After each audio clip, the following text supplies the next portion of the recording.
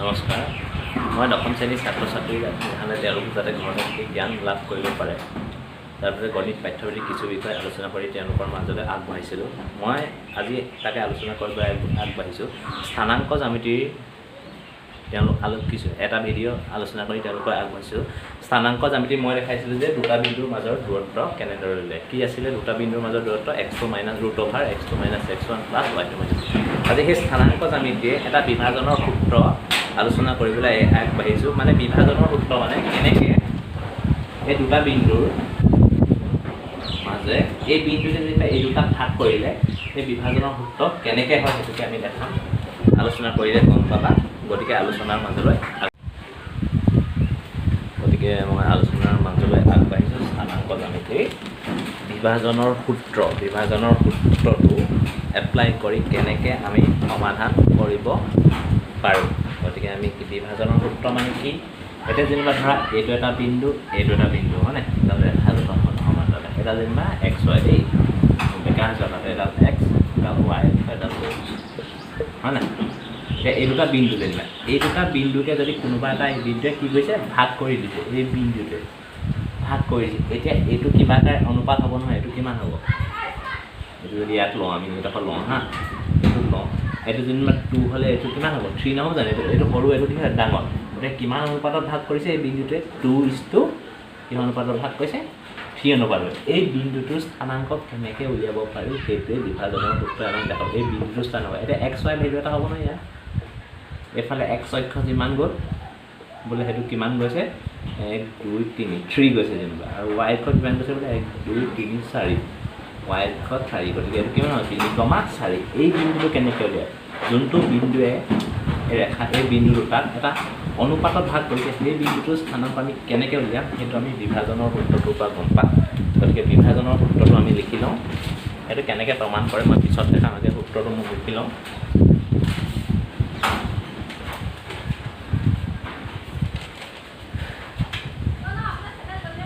এইটো যেনিবা এই দুটা বিন্দু যেনিবা এইটো কিমান x1 y1 যেনিবা এইটো কিমান হ'ল x2 y2 যেনিবা, এইটো যেনিবা ৰেখা এই বিন্দুটো যেনিবা কটাকটি কৰিছে, এই বিন্দুটোৱে ভাগ কৰিছে। এই বিন্দুটোক আমি কিমান বস্তু ভাগ কৰিছে ধৰিম m1 m2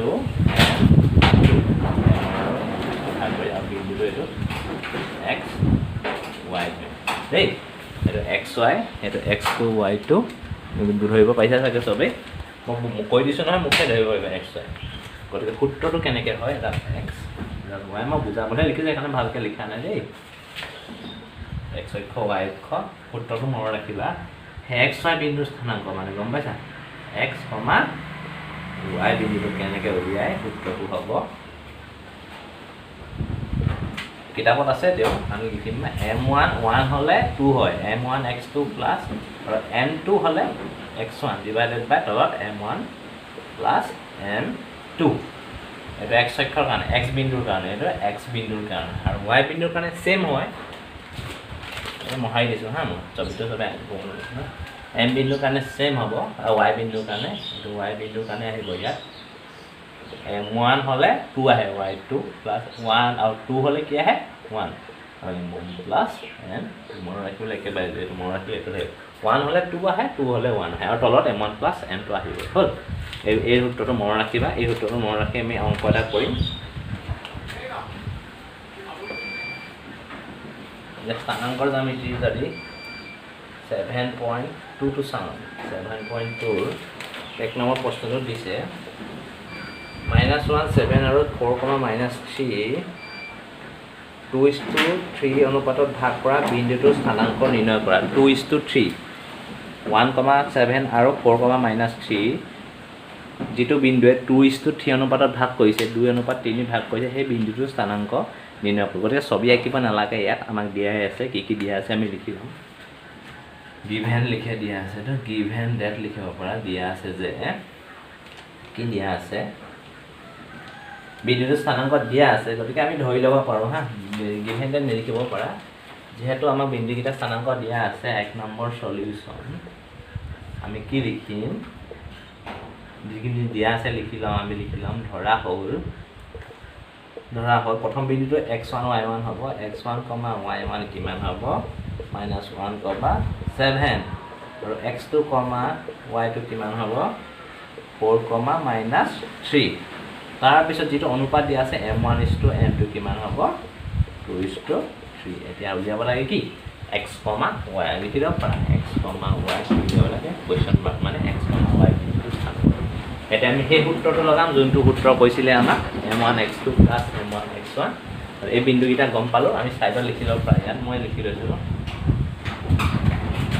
সৰুকৈ লিখিম হা x1, y1 কিমান পালোঁ -1,7 x2, y2 কিমান পালোঁ কমা দিব কিমান পালোঁ 4, -3 আৰু m1:m2 কিমান